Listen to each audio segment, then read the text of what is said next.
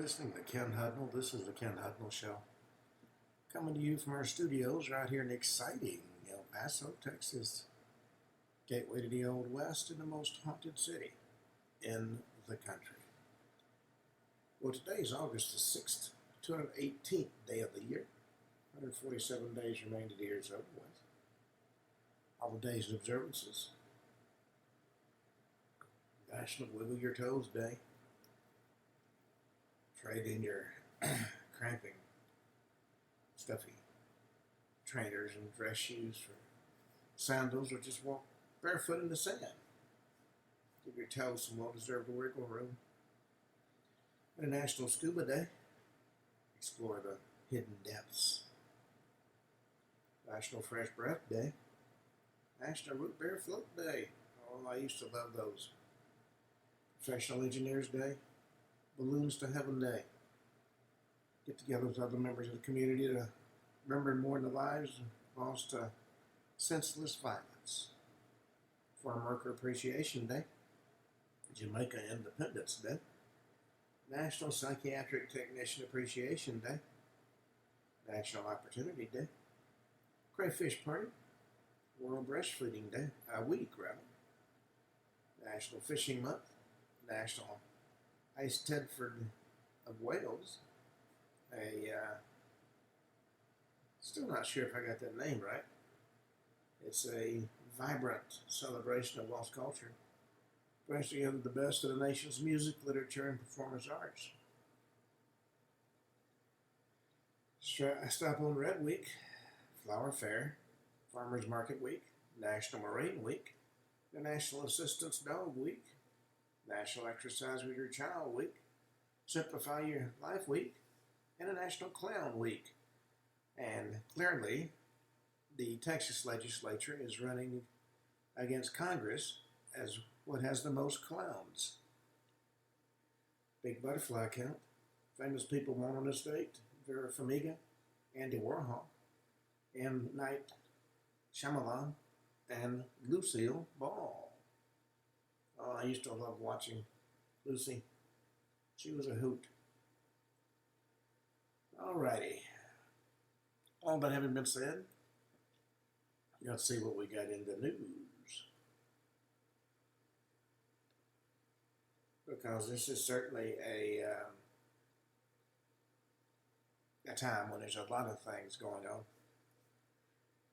President says that J.D. Vance would be probably favored for the 2028 Republican presidential nomination. He suggested Secretary of State Marco Rubio could team up with Vance on a potential ticket. Well, John Kerry's ritzy Blue City neighborhood has been rocked as drug addicts overrun the cobblestone streets. We're talking about Beacon Hill, which was at one point in time the epitome of wealth. But now, folks are finding discarded needles as they walk their kids to school. And Beacon Hill is certainly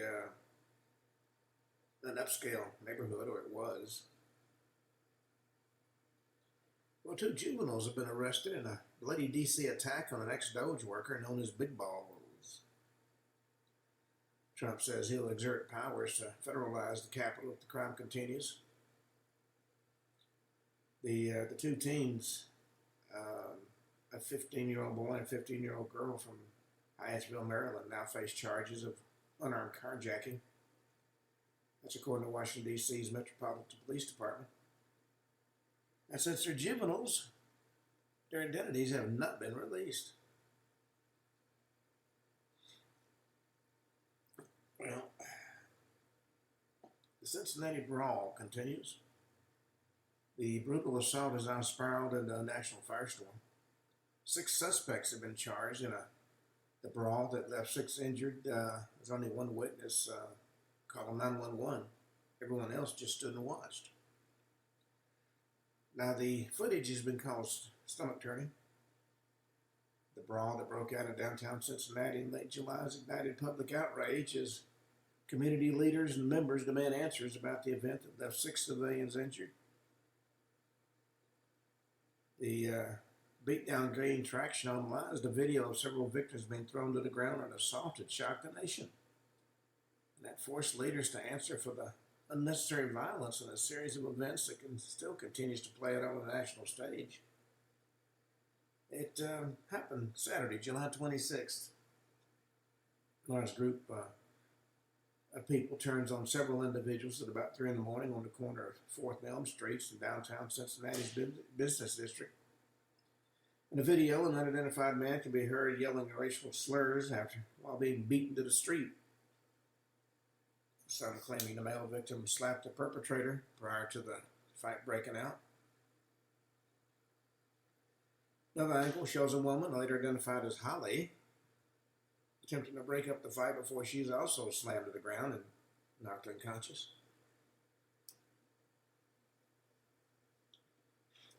Even though cell phones are widespread, and you'd be hard-pressed to find a person that doesn't have one, only one person called 911.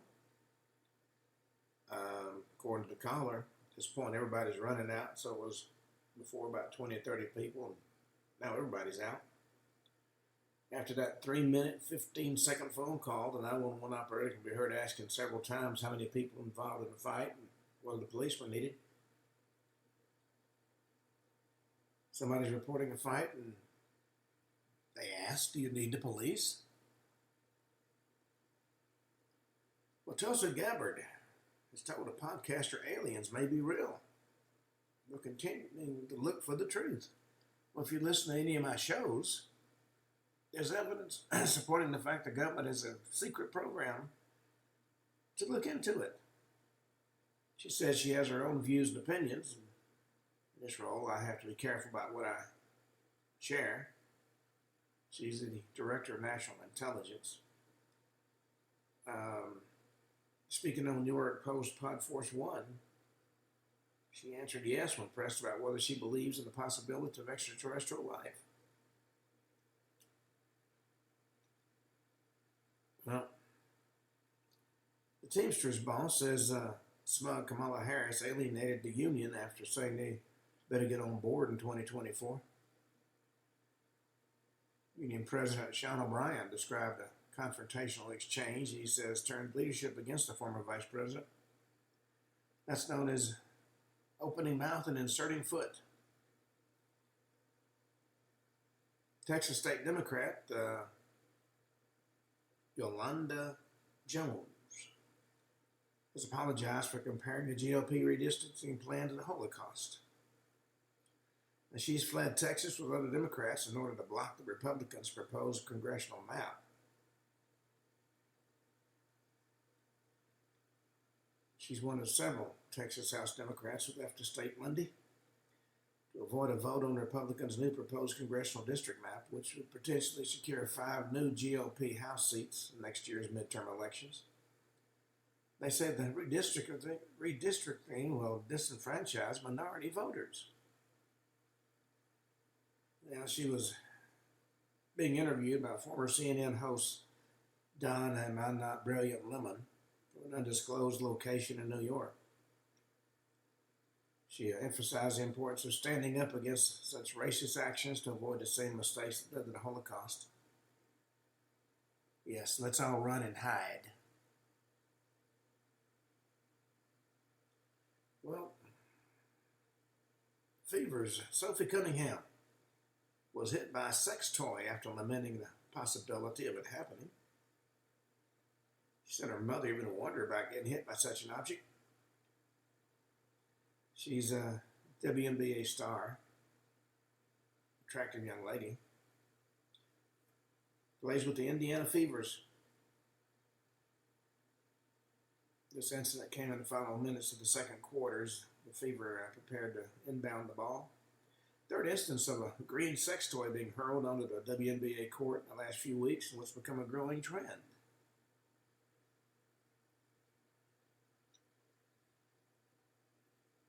Well, Generation Z CEO warns America faces a generational workforce crisis as boomers are reaching retirement.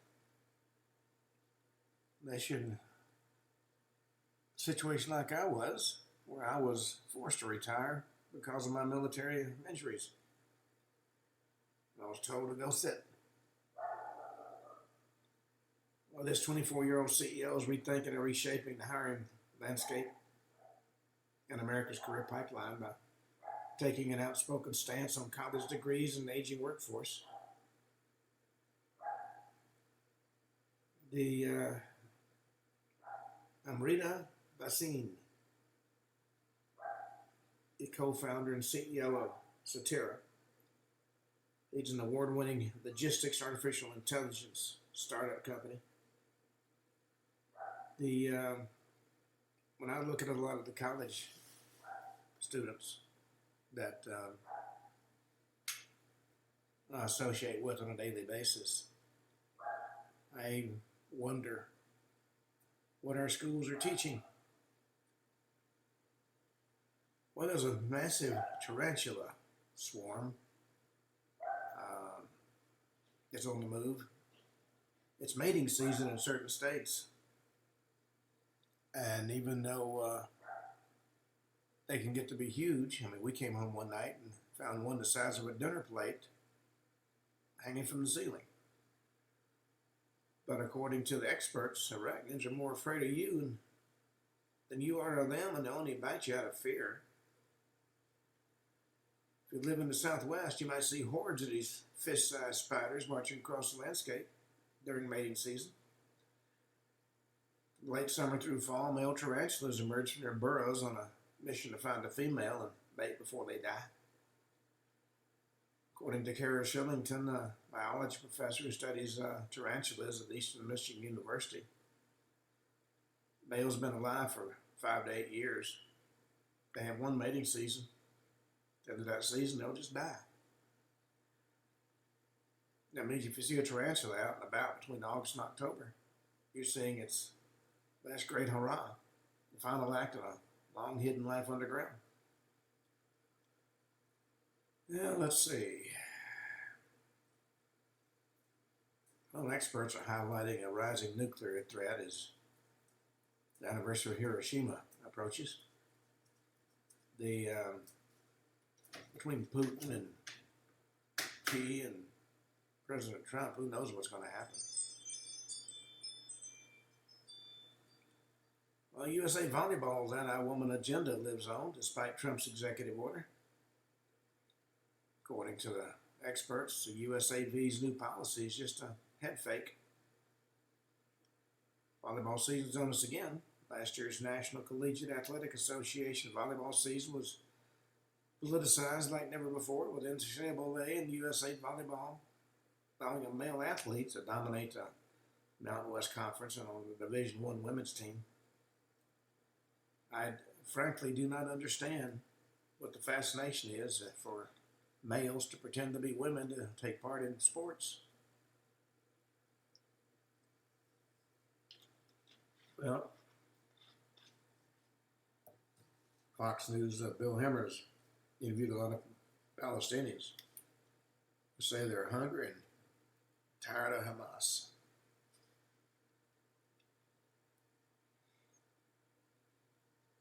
Well, Fox Corporation is getting ready to launch Fox One streaming service. It's going to be launched August 21st. Users can have on-demand access to all Fox brands for $19.99 a month. Now, there have been all kinds of streaming services. We've tried several of them. And to be perfectly frank, they have not been, shall we say, stellar. Well, Sharon Stone has a new take on the infamous Basic Instinct scene at Major and Legendary. She said director Paul Verhoeven was scared to show her the controversial shot after filming. Looking back on that scene, the leg crossing scene, as it's known, Stone said she wouldn't take it out despite having had the legal right to do so at the time. She said it made me an icon, but it didn't bring me respect. I very much believe none of us knew at the time what we're getting into in regard to that shot. And when the director got it, he didn't want to lose it. He was scared to show me. I understand. She said when she calmed down, I didn't make him take it out, even though I could have commanded it. So I didn't have a chance to do it differently, and I didn't because once I had the chance to step back, I understood as the director, not the girl in the film. That made the movie better. And let me say this about that. She did have an outstanding pair of legs. I don't know how they are now. Well, South Carolina Senator Tim Scott defended his faith while touting a new book on America's Christian roots during a CBS interview. He was asked how he can reconcile his Christian faith with supporting Trump. You know, the mainstream media still views him as the epitome of evil. And having known him in New York, I found him a very personable individual. And somewhat self-effacing, frankly. Even though he loved my wife's cooking, whenever we had a party, he didn't show up at the door, as so many did. He'd go down and join the doorman because she always sent food down, which I thought was a fascinating approach. Well, Meghan Markle's legal clash with her half-sister could derail Prince Harry's royal reconciliation. Royal experts warn an ongoing family dispute could hurt the Duke of Sussex's effort to reconnect with the royal family. Samantha Markle sued the Duchess of Sussex for defaming her in multiple interviews, according to a 2022 suit. Meghan Markle even discussed her in a 2021 tell-all with Oprah Winfrey. The case was dismissed with prejudice in 2024, which means Samantha can't refile those same claims again. The elder sibling appealed the dismissal, and oral arguments been scheduled for September 9th in Jacksonville, Florida. World expert Ian Pelham Turner told Fox News his family feud casts a dark cloud over the Sussexes, especially Harry, who is trying to reconnect with the royal family.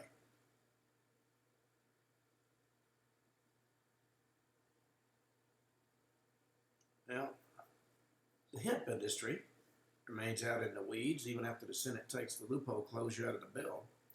The House maintains a firm stance on closing hemp loopholes. The industry faces an uncertain future. The Senate took the language that would close the hemp loophole out of its agriculture appropriations bill, but the House is holding firm. So the hemp industry is kind of out there in the weeds, so to speak. Well,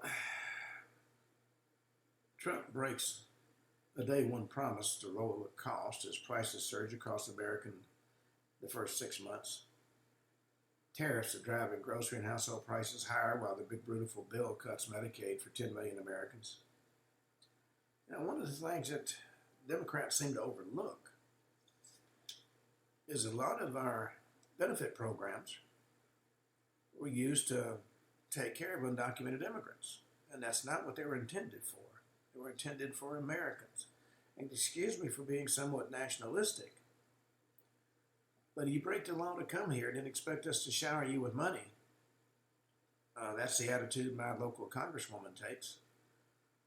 Well, I went to her with the problem with the VA. I don't have the time for the little problems of veterans. I've got all the undocumented immigrants to take care of. No, she doesn't. Well, the defining promise of President Trump's 2024 campaign was lower cost. First 6 months of the administration have been marked by higher cost, though I will say gasoline has come down. Republicans in Congress need to remember that voters are never quicker to fire elected officials when they break a core promise. And it's this Congress who'll be on the ballot next year, not Donald Trump. So we'll have to see what happens there. Now, Gayle King's CBS Morning struggle with ratings decline. continues ahead of a looming ownership change. According to longtime network morning show producer, Gail has lost a lot of her leverage.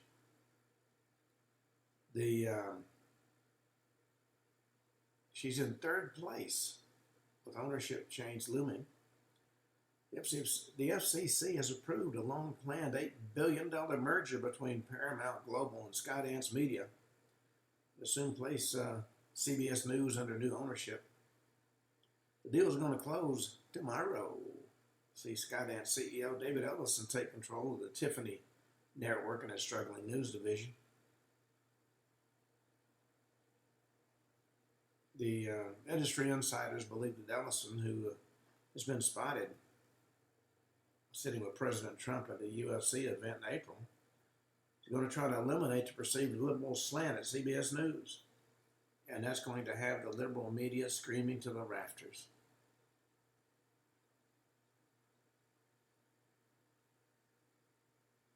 Well, New York City billionaire likens Democratic Socialist Mandami's campaign promise to those of Fidel Castro.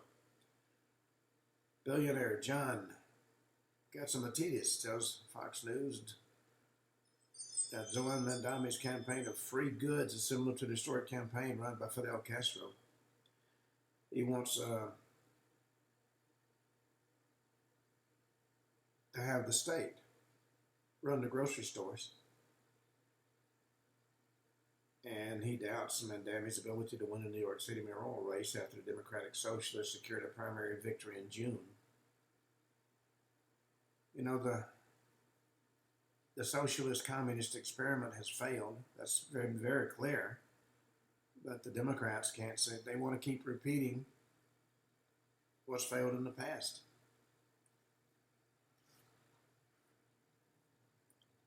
All right. There's a political cartoon I find fascinating. It's a sign, welcome to Illinois, a sanctuary state now accepting got-away Texas legislatures. The Texas governor has ordered the arrest of the hiding Democrats.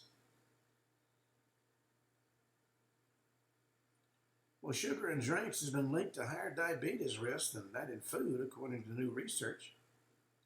You know, if you look hard enough, you can find research that confirms anything you want to believe in. And that's the scary thing about using research. You know, every day, 12-ounce soda increases type 2 diabetes risk by 25%. But whole fruit sugar shows no increased risk. Well, I'll have to say that I've been drinking soda since I was old enough to hold one. I, to date, have no signs of diabetes, so it's not across the board. Researchers from Brigham Young University in Utah, along with academics in Germany, analyzed data from 29 studies of over 800,000 people across the U.S., Europe, Asia, Australia, and Latin America to come up with this brilliant determination. Well, a grandmother with a devastating brain tumor has made a recovery. She went into an experimental stem cell therapy, and the results were truly amazing. Clinical trials showed improved survival rates for glioblastoma patients. Pamela Goldberger, 65, found out in 2023 she had glioblastoma, devastating diagnosis with an average survival of just 14 to 16 months, even with surgery. In an on-camera interview with Fox News, she talked about her first symptoms. She said they were subtle, other than a severe bout of nausea, until one night she used her fork as her knife and her knife as her fork. Went to the ER for neurological testing, including MRIs and a CAT scan, revealed the brain tumor. She said that's devastating news to bear. All righty. Let's go to anything else. Leading economist issued a Recession warning for the struggling U.S. economy. Mark Zandi cites a weak jobs data and rising inflation as the Fed faces limited rescue options. Maybe if they lowered the interest rate, as the president's asked them to do, but that would be too simple. Well, an Andami-style candidate is one step closer to being the Seattle mayor, an upset of establishment Democrats. You know, the Democratic promise has failed over the years, so now we're going to try socialism. And when that fails, we'll try something else.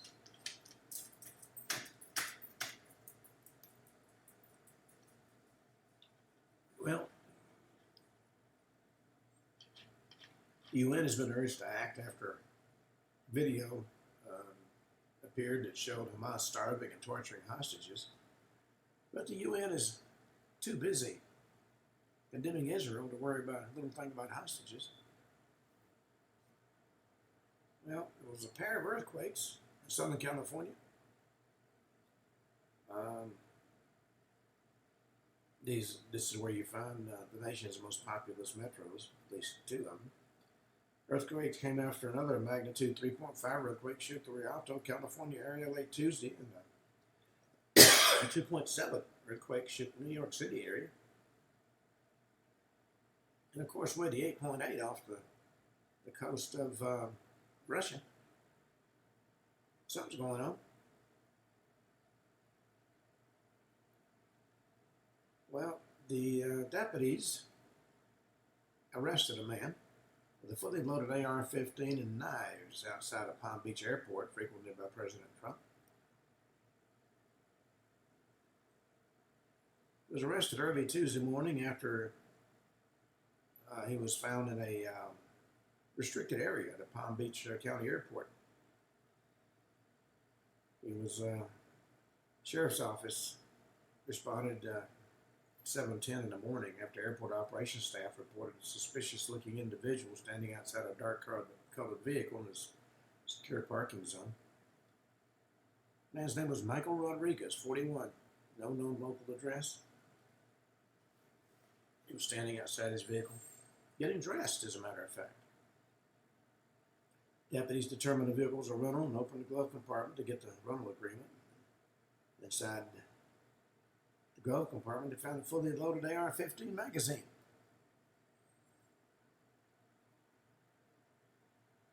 All right. Well, we're going to continue our discussion about unidentified aerial phenomena, or UAPs. That is the accepted name for UFOs. Now, we were told in 1969, when Project Blue Book was closed down, which quite frankly, from everything I've seen, was nothing more than a lukewarm cover-up of all the UFO cases that were coming to light. June 25th, 2021, the Office of the Director of National Intelligence gave an intelligent assessment of the threat posed by unidentified aerial phenomena to astonished American and global publics.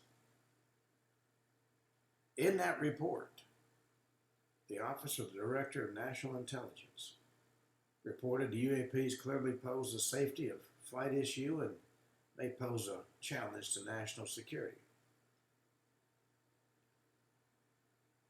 Now, you may say, well, I didn't ever hear about that. And that's true, because they didn't want you to hear about that. So instead of holding a national news conference and talking about it, they sent a few copies over here and a few copies over there and went to the next topic. Now, this came from the UAP Task Force, and it was known as the UAP Task Force Report. It represented a complete 180-degree turnaround for the United States government to actually admit the existence of UAPs. Now, up until the release of this document, our government was adamant. There are no UFOs. I know when I had my UFO encounter in Panama, and we actually got into a shooting match with it. 2,500 rounds of ammunition were expended. Everything from 45 to M16 to M60. And it ignored us, of course, luckily. And when I reported back in, I was asked, had I been drinking? I said, no. So I was told to report to the colonel. And I did. I told him what had happened. My NCOs backed me up. And he made a phone call. Who to, I don't know. Now, he was a big, hard-charging bluff man. He didn't listen, he talked. He told you how it was going to be. In this conversation, he listened to whoever was on the phone. When he hung up, he said, okay, that's all. You can go. And I said, how about the report? He said, what report? The report I just made. You didn't make a report. How about the 2,500 rounds of expended ammunition? That was an inventory error. You didn't see anything, you didn't hear anything, you didn't shoot anything. But I did. If you want to remain an officer, you didn't. I finally got the message. Well,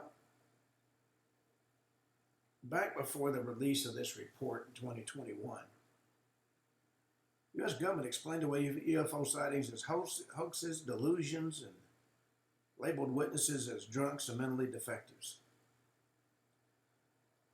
Whenever there was the possibility of doing it, mainstream media, when interviewing witnesses, always chose Cletus in his overalls, talking about seeing a booger with legs. Now, the public, of course, has the right to ask, what was the genesis of this report? Why did the United States government suddenly do such an abrupt about-face from labeling eyewitnesses as drunks and mental defectives to taking the topic seriously? What happened? Well, to get the answer to that question, we have to go back to 2008.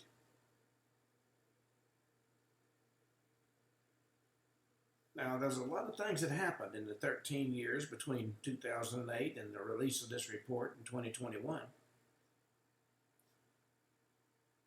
It was a unique program run from 2008 to 2010. The Defense Intelligence Agency of the U.S. was the first officially fully funded study of UAP since the termination in 1969 of Project Blue Book, which the Air Force had been running.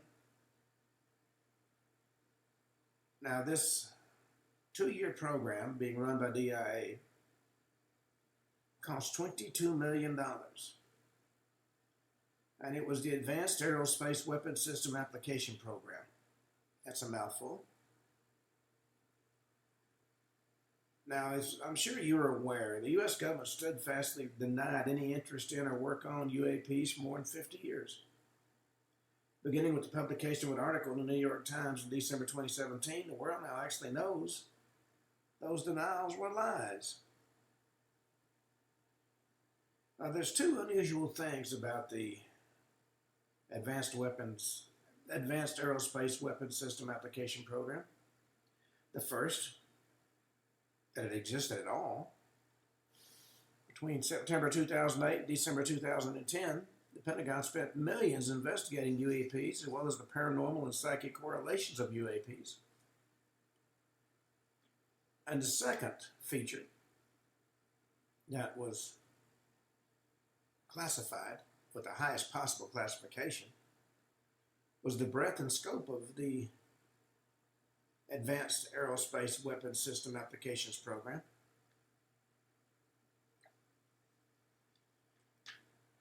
Under this name, there were dozens of controversial projects that comprise this program. And we're going to talk about it. As of late 2021, a plethora of now familiar stories in mainstream newspaper and TV shows, including 60 Minutes, have all treated the UAP topic seriously for the first time in decades.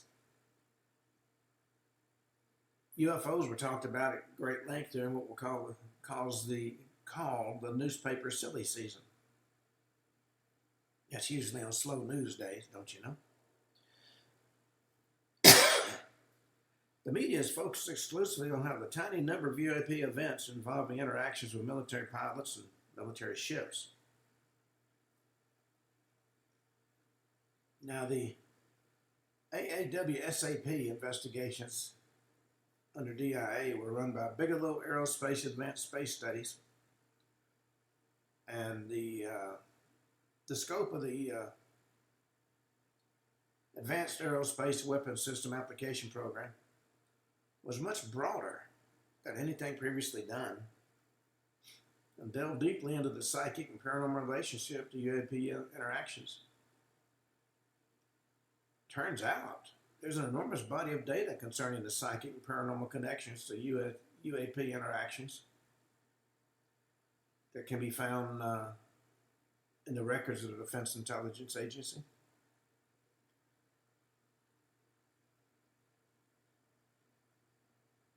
Now, in order to try to address all the aspects,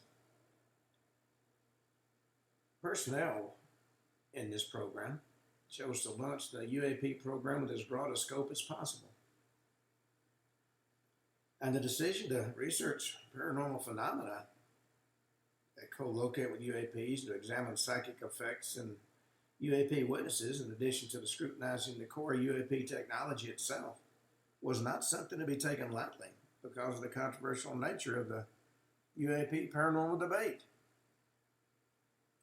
A significant constituency existed both inside and outside the DIA that argued that this program should only focus on researching the technology of UAPs. But program management at DIA agreed on the expansive scope of the program, since it meant that a much broader perspective of UAP was integrated into every aspect of the investigation from the very beginning. Even Cletus and his human-sized boogers with skinny legs. Now, the logic behind adopting this strategy came from many years of boots-on-the-ground experience in investigating UAPs at Robert T. Bigelow's National Institute of Discovery Science, as well as decades of experience of program advisors investigating UAPs. Now, a lot of this logic was discussed in some detail in a seminal paper on UFOs and incommensurability written by Dr. Jacques Vallée and Dr. Eric Davis. After about 14 months of carefully reviewing this, everything that was written before going to press, the Pentagon finally officially cleared the contents publication. The Defense Office of Pre-Publication and Security Review sent one particular book that I've been reviewing of great interest out to several cognizant government departments and agencies before being cleared by the Pentagon, provided, of course, certain changes were made. One of the important changes mandated by the Pentagon is that the names of active duty and other players involved in this had to be changed. But the names of some senior participants were released, since the majority retired from government service. And because some of the cases that we'll be discussing are medically sensitive because of HIPAA, the Health Insurance Portability and Accountability Act regulations, the identities of some folks we'll be talking about have been obscured. Now, the AAWSAP was conceived as a program to evaluate the threat potential of UAPs. Now remember, UAPs, unidentified aerial phenomena, is the polite term for unidentified flying objects. The same people who laugh at those that talk about UFOs take UAP discussions very seriously. It's a bizarre approach, but there it is. Now,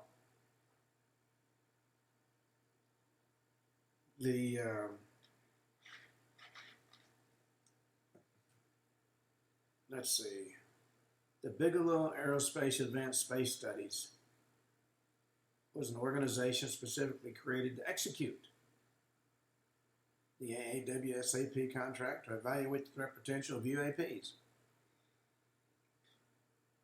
Now,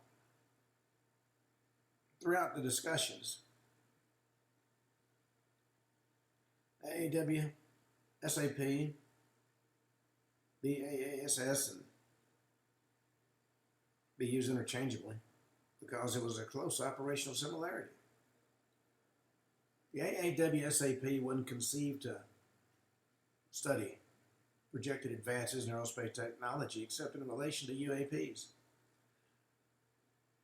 It was actually conceived to study every aspect of unidentified aerial phenomena. And from the very beginning, this program was determined to cast as wide a net as possible to study all phenomena within the overall rubric of the UAP topic. This meant that if paranormal phenomena was known to correlate with and overlap temporarily with UAPs, and paranormal phenomena would also be studied by the program. Philosophy of the program was to study all phenomena observed in relation to UAPs.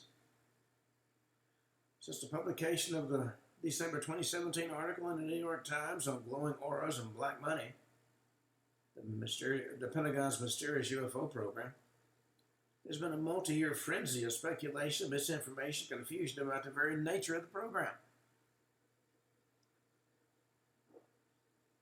Now, some of the information I'm going to be covering over these next few shows was written by two program managers, Dr. James Lukatsky and Ahmed Keller, who oversaw the day-to-day operations of the program.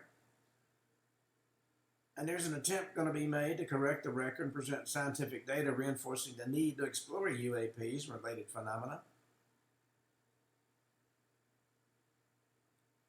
Now, this is not the AATIP program. That name arose from an unclassified nickname was inserted into a letter that was sent from Senator Harry Reid, Deputy Secretary of Defense, requesting the creation of a special access program. See, that's how the government got around even the responsibility of replying to FOIA requests. Special access programs are classified, which means the data is not available to every Tom, Dick, and Harry coming down the pike.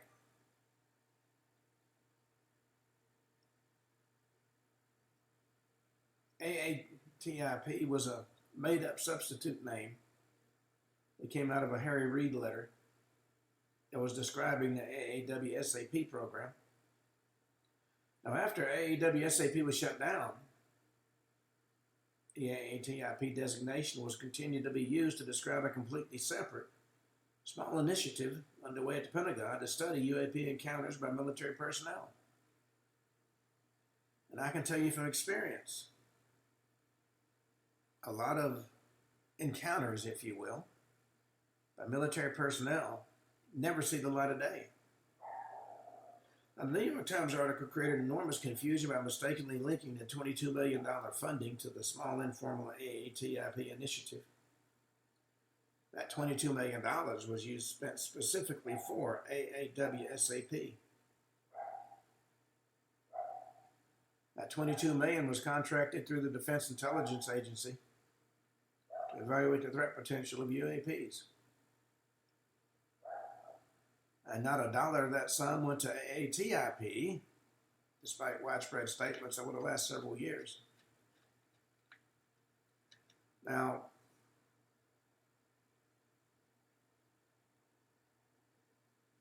the primary creator of the AAWSAP program was James Lukatsky. Now, once that program had been down-selected from the response to the request for proposals, he became the DIA program manager contracting officer, representative, and security coordinator, counterintelligence coordinator, this multi-year, multi-million-dollar DIA contract. He used congressional interest from bipartisan Senate leadership and the assistance of 2 DIA directors to obtain multiple year of funding directed to the DIA Directorate of Analysis, specifically the Defense Warning Office. See, there's a lot of agencies we're going to be talking about you've never heard about.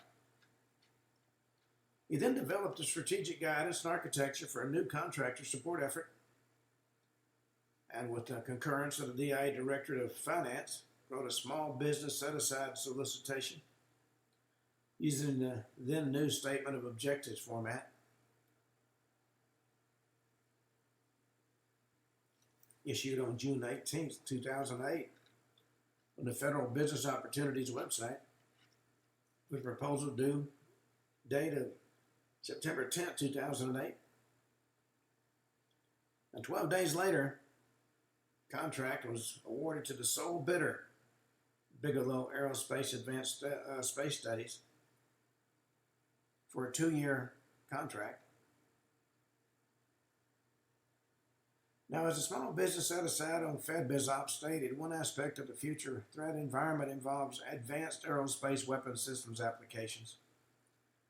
The objective of the program is to understand the physics and the engineering of these applications as they apply to the foreign threat out to the far term. In other words, from now through the year 2050. Primary focus is on breakthrough technologies and applications that create discontinuities in currently evolving technology trends. The focus is not on extrapolations of current aerospace technology. The intent of the language crafted was totally directed toward a study of unidentified aerial phenomena. There was absolutely no ambiguity in the terms of the proposal. All studies of advanced aerospace technology was conducted under the rubric of UAPs.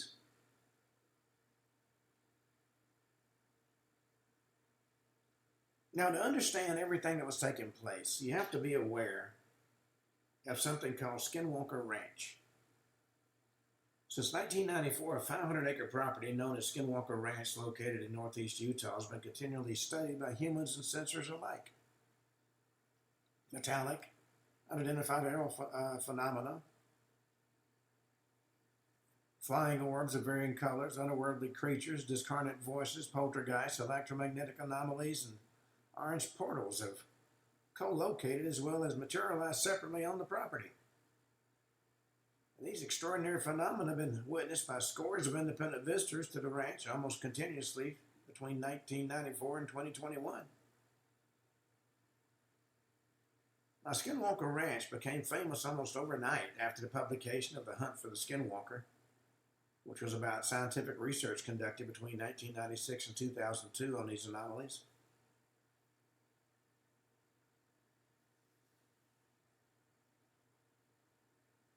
Now, that book was the major stimulus for Lukatsky contacting Bigelow in July 2007 and subsequently visiting the ranch.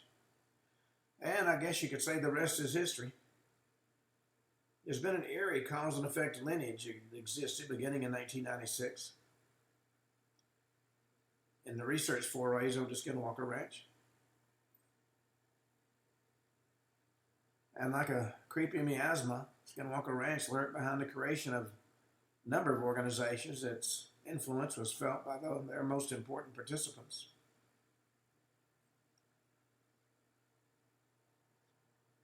Now, at this point, I want to give you a statement made by actor Bill Murray in his role in the movie Ghostbusters 2.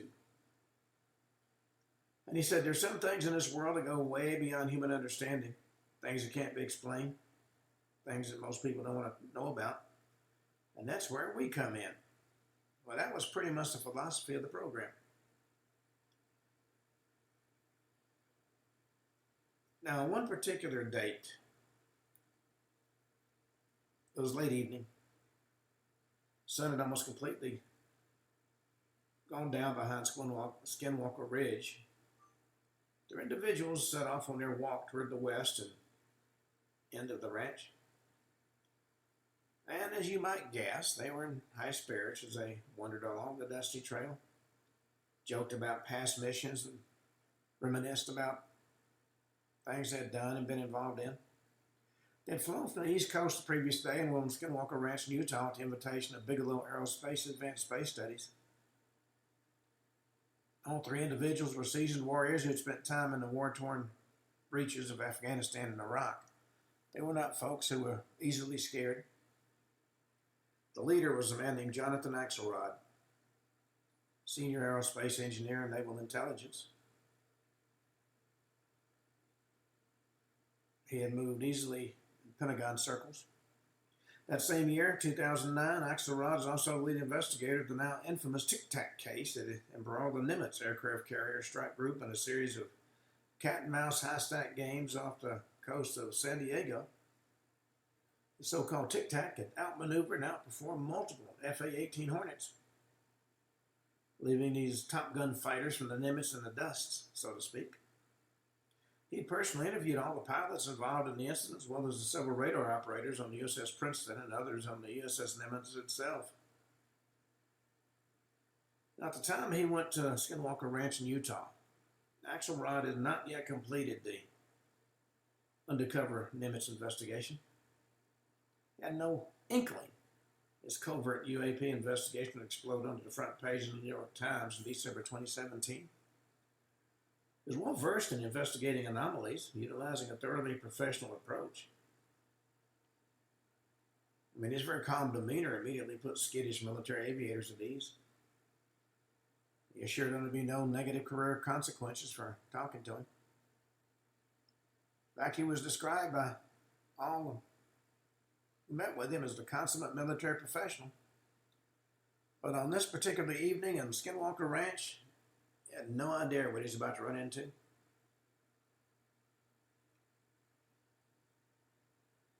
was now dark.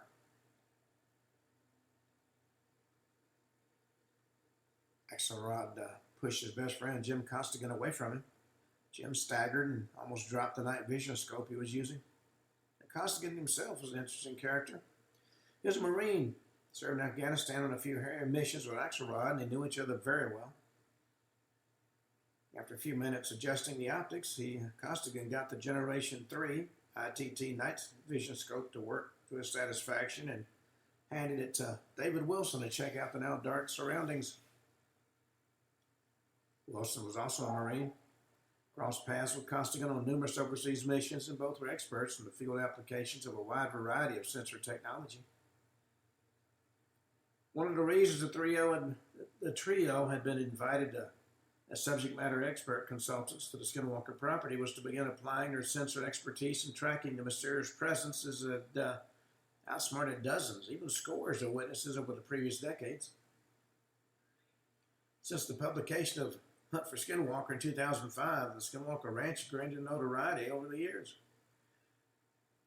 The 2005 publication was the first definitive account of one of the most intensive scientific studies of anomalous phenomena in history. Well, Axelrod, Costigan, and Wilson all had read the book. They were straight military men. They were open-minded but skeptical about reports about the ranch. Axelrod once casually mentioned that the Skinwalker book is one of the favorites for military intelligence community folks as they sat around the pool in the Green Zone in Baghdad during the Iraqi War. All three of these men were seasoned operatives who were equally comfortable out in the field or the briefing rooms at the Pentagon. And on this warm July night in 2009, as they walked along the track heading west on the ranch, they were already scoping out the Badlands terrain for places to deploy their technological assets. About a half mile into the hike, the temperature suddenly dropped like a stone. From 75 degrees, the air was now 20 degrees colder. All three stopped and looked at each other. No wind blowing, the air was still. The zone they were standing in gave them a deep chill, though. Axelrod raised his hand and motioned backward. All three walked backward, and within a couple of yards, the temperature had gone back to the high 70s. Then they went forward again. Once again, they walked into a wall of coldness. Again, they exited the wall of chilled air into the warm night. 3 times they repeated this maneuver. 3 times the sharp boundary that had defined the wall of cold air remained in the same location. Well, everything that happened on Skinwalker Ranch certainly is shocking, eye-widening, so to speak. We're going to do an entire show about Skinwalker Ranch. But for right now, what I want you to take away is that there are and have been secret government programs to study all this that we've been lied to about. We're going to talk more about that in later shows, but for now, we've run out of time. So until tomorrow at this time, this is Ken Hudnall for the Ken Hudnall Show, saying have a truly great evening.